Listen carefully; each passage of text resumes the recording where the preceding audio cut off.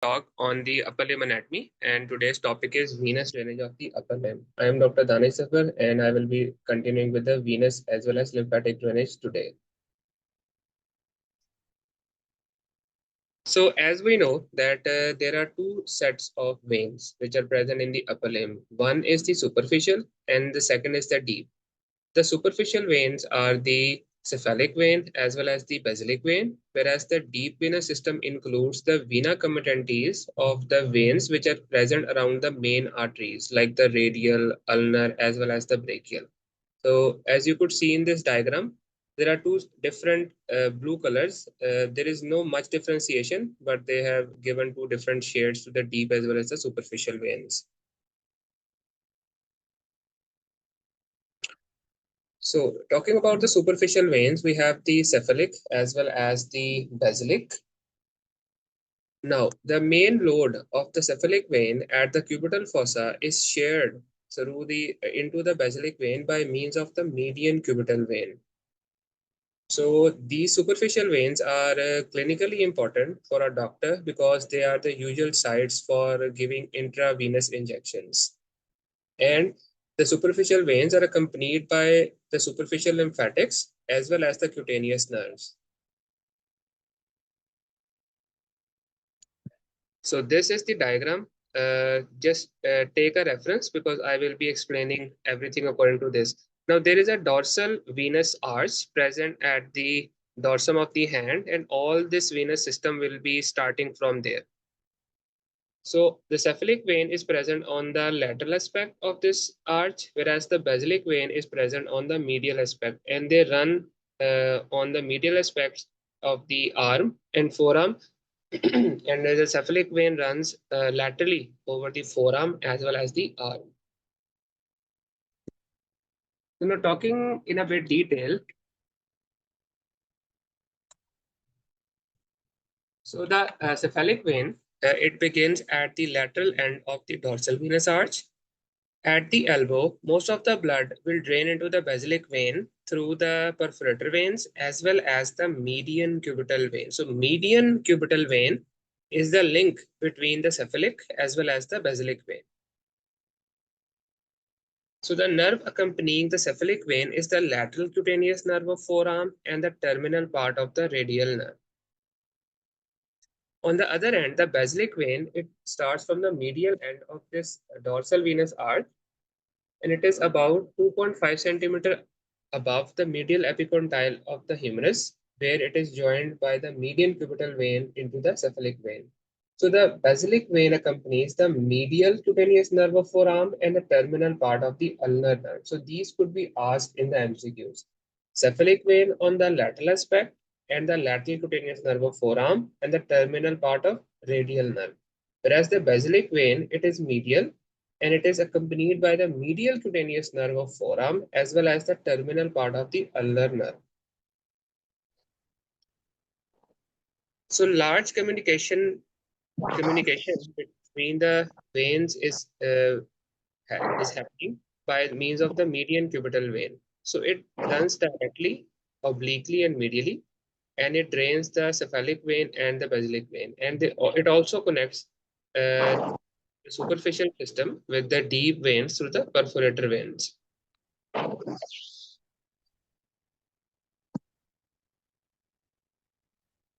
Now, clinically important thing is that, as I've already told, that these are the sites for injecting intravenous drugs or fluids, especially for the trauma patients. And they can also be used to withdraw blood from the donors, and they can also be used to give medications in the OPD. And in cardiovasculization, again, these superficial veins are involved. So why these superficial veins are so much important? Because they are fixed at a specific place by the means of perforators and they do not slip away during piercing. So that is why they are relevant for taking samples, for withdrawing blood, and even a major procedure like cardiac catheterization. So now we will talk about the deep veins. Now the deep veins are actually the vena comitatus and they are present on each side of the major vessels, which are radial, ulnar as well as brachial. Now, there is an important concept that the brachial vein will combine with the venicomittantes of different other veins, as well as the brachial vein, basilic vein, which is one of the superficial vein, and they will all unite to form the axillary vein. So this is an important concept.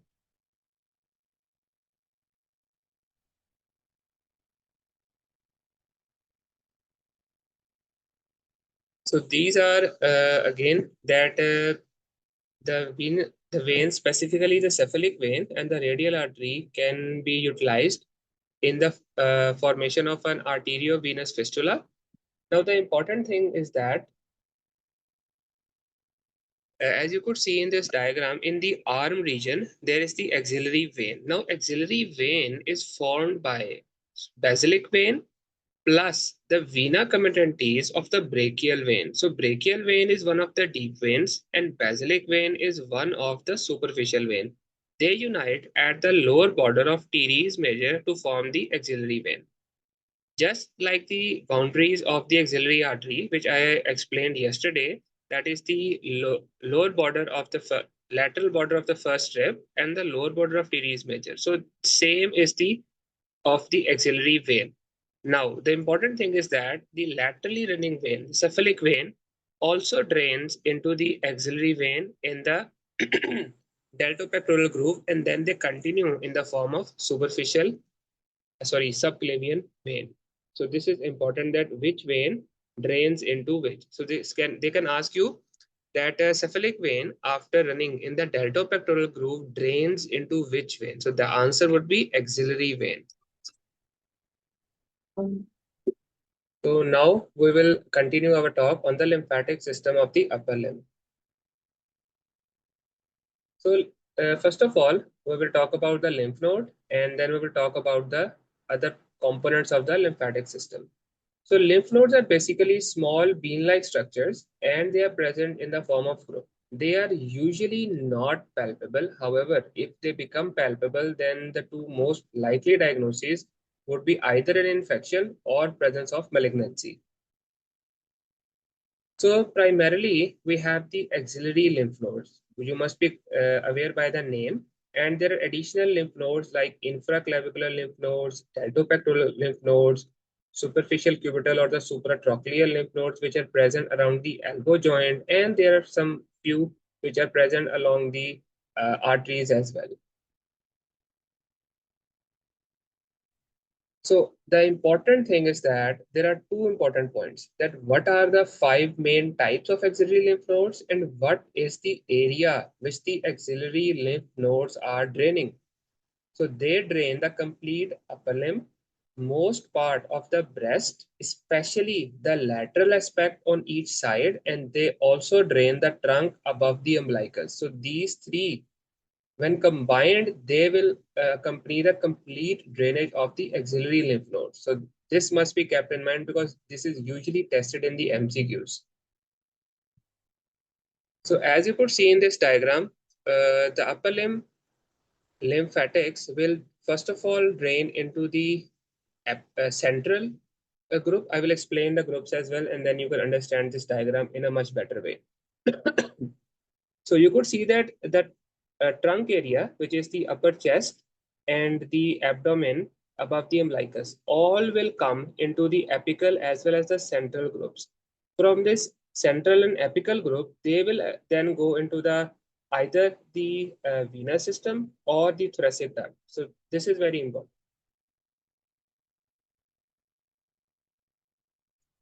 So this is the very simplified diagram. As you could see that there are five main groups of the axillary lymph nodes. We have the anterior, posterior, and lateral lymph nodes. These three will drain into the central lymph nodes, and from central lymph nodes, the lymph will go into the apical lymph nodes. So that is the sequence of lymph traveling. So now we will understand that which axillary lymph node is present where and what it receives and where it goes. So first of all, we have divided this into three sets. The anterior, posterior, and lateral are one set. They will go into the central, and then it will go into the apical one.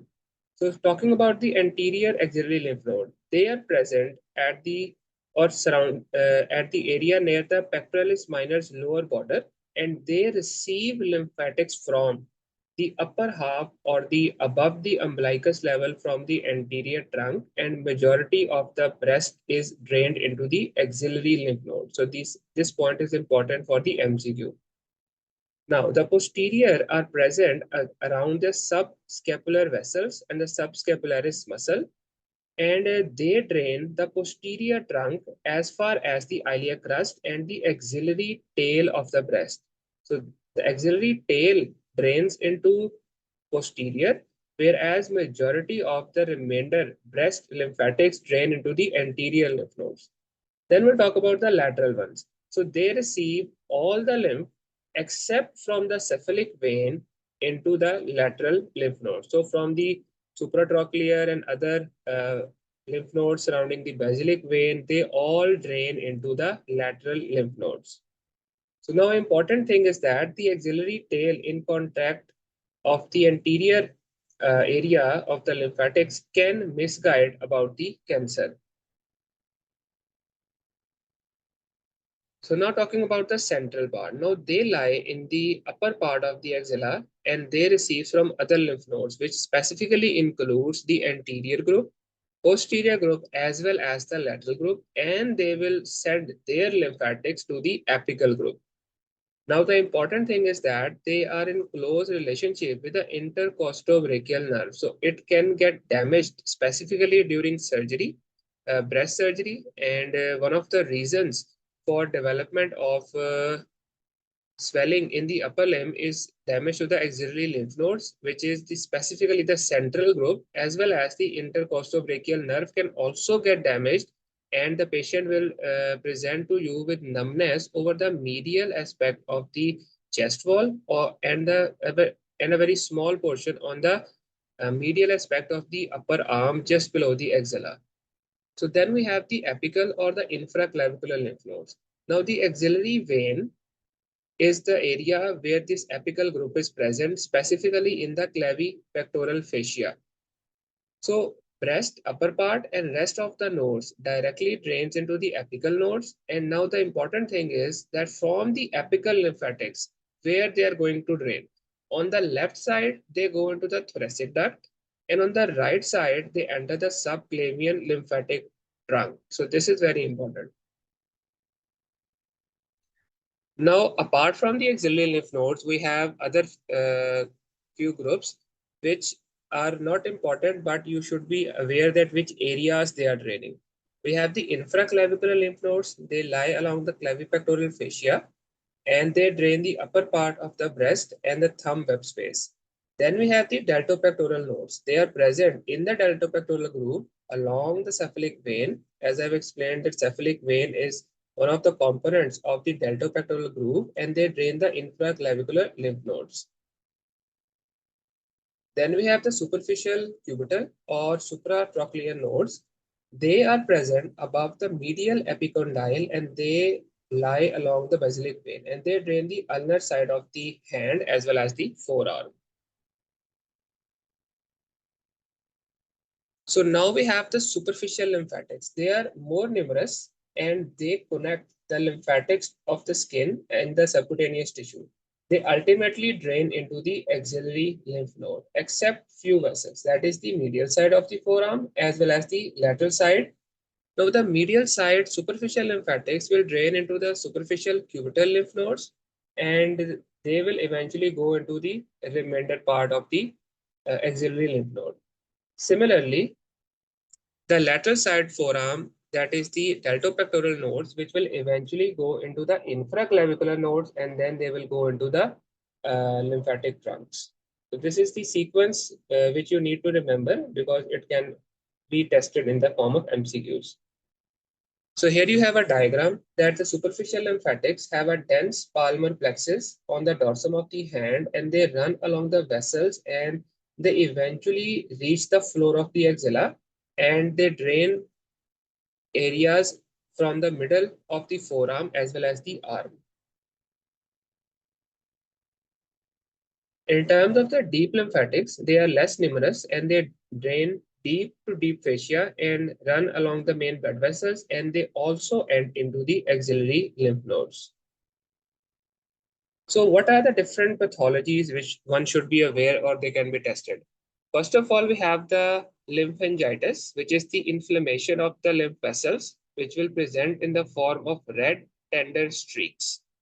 Then we have the lymphadenitis, which is the enlargement of the lymph nodes, which could be acute or chronic. Then we have the lymphedema, lymph vascular obstruction. Now there are two examples for this. One is the filariasis. I have forgotten the organism which causes filariasis. Kindly check it because it is usually tested on the exam. Now, second scenario that can be tested is the post breast surgery. The patient developed accumulation of the fluid in the arm. So then again, that would be lymphedema, and the answer would be damage to the axillary lymph node and specifically the central group. I have explained this part before as well. Then there is enlargement of the central group, which is associated with pressure on the intercostobrachial nerve, and the pain will be radiated along the medial side of the upper arm. So these are some of the pathologies which can be tested and one should be very much aware of. So at the last, the most important concept of the lymph nodes. We have divided lymph nodes of the axilla according to the relationship with the pectoralis minor. So we have three groups. The level 1 group lie below pectoralis minor, level 2 is behind pec minor, and level 3 is above the pectoralis minor. So there is an important thing which I explained yesterday, that pectoralis minor also divides axillary artery, but the division of the axillary artery is in reverse, because the area which is medial is one first part, behind is two part, and the lateral part is the third part, whereas the lymphatics are explained from lateral to medial in level 1, 2, and 3. But the important thing is that you should be very much aware that where they lie in relationship to the pectoralis minor. And then there are other groups, that is the Rotter's nodes. They intervene between the pectoralis minor as well as the pectoralis major muscle. So thank you. This is all about the lymphatics as well as the venous supply. Now